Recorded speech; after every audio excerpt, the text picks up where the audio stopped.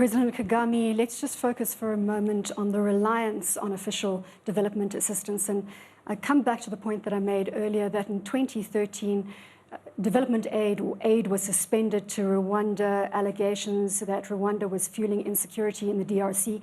This was never proved, and that aid was once more instituted. But in 2013, and according to my figures, again, they may not be in line with yours, but like for like, you sat at a 4.6% growth rate. So a big fall off from your previous decade of around about 7%. As a result, you have very quickly moved to limit your exposure to foreign aid to help you insulate yourself against shocks on that front. Can you tell us how you've done that? Because again, your growth rates, obviously that aid was reinstituted, but you're now sitting with aid at about 40% of your budget. Yes, first of all, it starts with the original objective. For us, how we have used development aid is to enable us to build capacities we require so that we don't need aid in the long term or medium long term. This is really what we have concentrated on, not to keep depending on aid as such. So we've been transitioning, therefore, from this development aid to investment aid. So we've concentrated on what is it that attracts investment, and particularly for the case of Rwanda with its own specificities.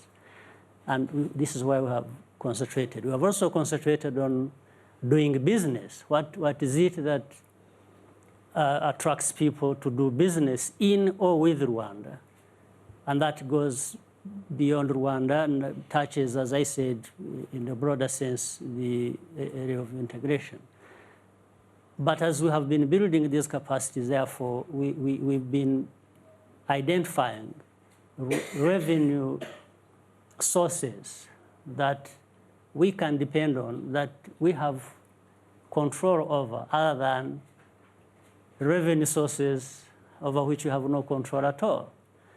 And so the transition has been accelerated, in fact, by maybe some of these problems. I think some of these problems come with a silver lining, in a sense. Sometimes you don't invite problems, but when they come, they also come with these silver linings.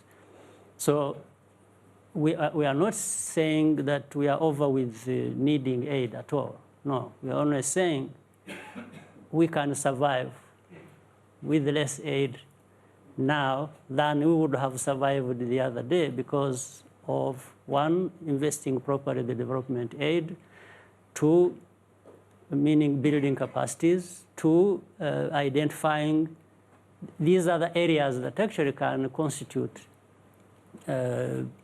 revenue generation beyond what we get from aid. And that is what we can do from within and also what we can do as a region and beyond. And then the areas of infrastructure has been said that can't be overstated, and so on and so forth. So this is really how we have continued to move forward.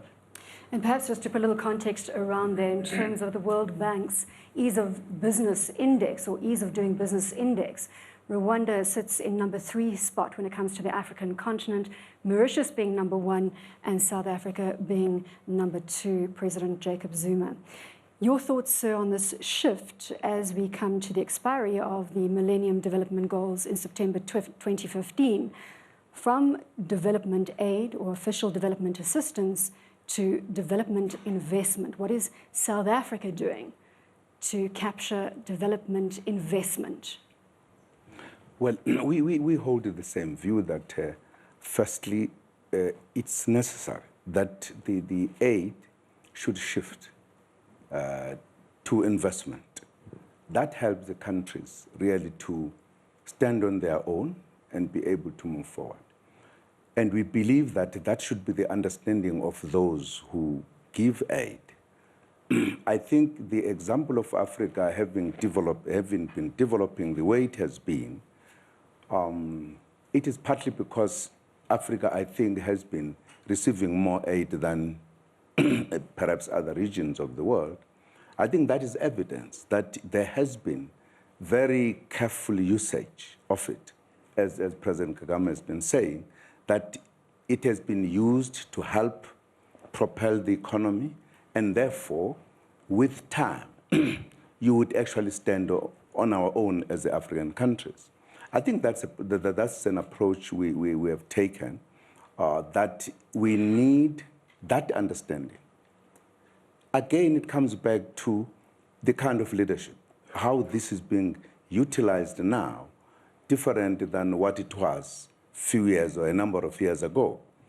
That the leadership is looking at how we utilize what we get for our tomorrow.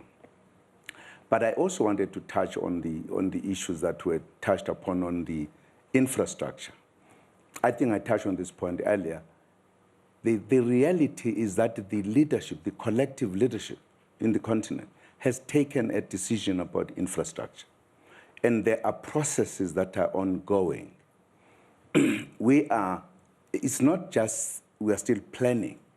In some regions, actual work is going on because we realized that without dealing with that issue, which is again a legacy of colonialism that did not connect countries, if we don't have inter-trade, we don't soften our borders, we don't increase the economy among ourselves, we are not going to succeed. That is why the matter of integration of the regions is an ongoing issue. 3 regions are now working to integrate and putting together a huge area wherein the trade is going to be free among them with a huge population and really going very far in terms of how much Africa is organizing itself economically as a continent. I think that goes a long way to explain how much the current leadership is thinking.